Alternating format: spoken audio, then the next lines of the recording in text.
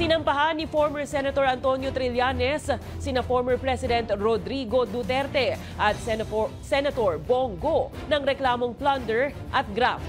Ayon kay Trillanes, ginamit umano ni Duterte ang kapangyarihan para igawad sa pamilya Go ang mahigit 100 government contracts sa halagang mahigit 6 na bilyong piso. May balitang A to Z si Ian Maghanon. Personal na nagtungo si former Senator Antonio Trillanes IV sa tanggapan ng Department of Justice sa Maynila. Bitbit ng kampo ng dating senador ang 3 kahong ito na naglalaman ng graft at plunder cases. Isinampa ni Trillanes ang kaso laban kina former President Rodrigo Roa Duterte, Senator Bongo, tatay ni Go na si Desiderio at kapatid na si Alfredo. Nag-file po ako ngayong umaga ng plunder case laban kay dating Pangulong Rodrigo Duterte at kay Senator Bongo. Ito ay tungkol sa mga government projects totaling 6.6 billion na inaward nila dun sa tatay at kapatid ni Bongo. Nag-ugat ang reklamo sa umano'y maanumalyang 6.6 billion pesos na kontrata ng Department of Public Works and Highways o DPWH na iginawad ni Duterte sa pamilya Go. Ito'y mula noong Davao City Mayor pa lang si Duterte taong 2007 hanggang 2018 noong siya'y pangulo na. Sa inihaing reklamo ni Trillanes, maituturing anya itong plunder dahil ginamit umano ni Duterte at Go ang kanilang pwesto at kapangyarihan para mapasakamay umano ang mahigit 100 kontratang bilyong piso ang halaga. Bawat cheque na na-receive nila, yun.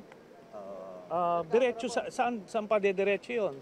Diretso sa kanila yun, sa pamilya yun. Kasi pagka beneficiary ka at pamilya mo, first degree ito ng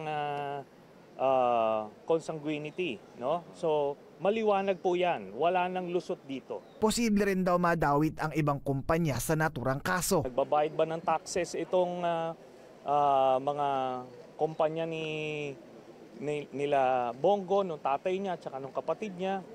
Tapos pati yung mga nag-joint venture, mga nagpagamit na mga AAA companies, liable din sila dito, pwede rin sila maisama doon sa plunder. Ayon kay Senator Go, hindi pa niya nakikita ang reklamo. Pero sa isang pahayag, sinabi ni Go na 2018 pa nang akusahan siya ni Trillanes hinggil sa issue. Noong 1 buwan lang ay kinumpirma ni Trillanes ang pagtakbo bilang mayor ng Caloocan City sa susunod na taon. Halos kasabay niyan ang pahayag ni Vice President Sara Duterte na tatakbo ang kanyang ama at 2 kapatid sa pagkasenador, bagay na itinanggi ng dating Pangulo. Ayon kay Trillanes, walang kinalaman sa eleksyon ang paghahain niya ng kaso laban kay Duterte. Matagal ko nang ginagawa ito parang parang bago naman, no?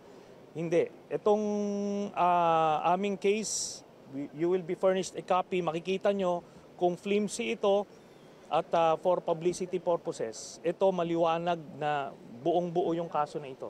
Panibagong kaso itong kinakaharap ni Duterte matapos ibasura noong Enero ng Quezon City Prosecutor's Office ang grave threat case na isinampa ni Alliance of Concerned Teachers Representative Franz Castro. Wala pang sagot ang dating Pangulo hinggil sa kasong inihain ni Trillanes. Para sa Balitang A to Z, Ian Maghanoy.